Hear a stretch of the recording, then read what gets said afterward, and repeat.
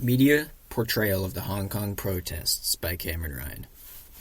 The Asian megacity, home to over 7 million and the economic center of Eastern Asia, has been in turmoil for the last several months. Hong Kong is no stranger to intense riots and protests, though. In 2014, Hong Kong residents hit the streets in what was called the Umbrella Revolution. The Umbrella Revolution was widely covered at the time and is similar to the protests seen today, with vast swaths of people showing up to occupy parts of the city. This year's protests don't have a specific name, though. It's just referred to as the Hong Kong protests. The protests began in March of this year with small rallies against a new extradition bill that could see Hong Kongers face justice in mainland China. These protests reached fever pitch during the last summer and gained international attention. Millions of people flooded the streets, and they occupied major government buildings in the city's main airport. Flights were cancelled, and the entire economy of Hong Kong was effectively shut down. Over the summer months, the protests became increasingly more violent. This especially attracted foreign media and the Chinese news, which had mainly ignored the movement. The protests were portrayed with much accuracy as anti-Chinese government, but the coverage of the Western media lacked nuance on why they were protesting. During the protests, one of the main grievances of the protesters was police brutality. Police used methods like tear gas and non-lethal bullets to disperse crowds. The Western media ran with this since it is an issue that we can relate to since we've seen it here at home. And it's an issue that does not require you to know so much about the issue they are protesting. Right-wing media in the United States was very supportive of the Hong Kong protesters. During the summer, the United States became sort of a beacon of freedom to the people of Hong Kong. Protesters waved the stars and stripes and played the Star-Spangled Banner during their protests. This was an ideal storyline for the conservative right since it reinforced their idea of what America is all about.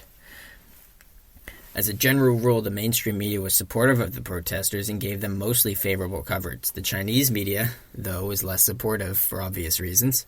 The Chinese media portrayed the protests as violent and a foreign-funded attack on China's sovereignty.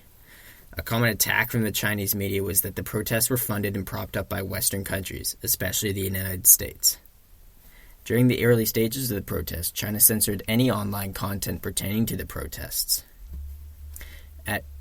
After peak media saturation during the summer, the matter came back into the spotlight. In October, though, the general manager of the Houston Rockets, Daryl Morey, tweeted a statement in support of Hong Kong.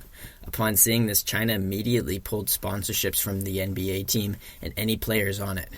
Rockets games were not broadcast on Chinese stations, and Morey was subsequently slammed by other NBA owners, players, and coaches, essentially leaving him out to dry. The league's biggest stars came out and criticized Morey for his lack of judgment and foresight.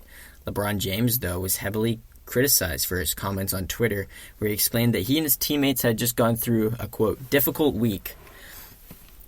James's comments were scrutinized as tone-deaf and selfish, but all in all, it seems no one was happy with how the NBA handled the situation. But the incident seems to have blown over and is now in the rearview mirror. As of late, the Hong Kong protests have been not covered much or at all. The media, as they do, have moved on to other narratives such as the Canadian election or the Trump impeachment inquiry.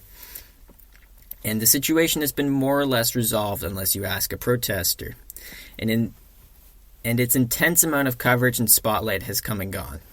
The Hong Kong protests are a great case study on how news stories develop and how massive stories end up with many different angles of how it's perceived. The protesters were blessed to have such favorable coverage in the Western media that added fuel to their movement, and they have the international outcry to thank for the reversal of the bill that started the whole fiasco. Only time will tell if we hear from Hong Kong again in the future. I would bet on it.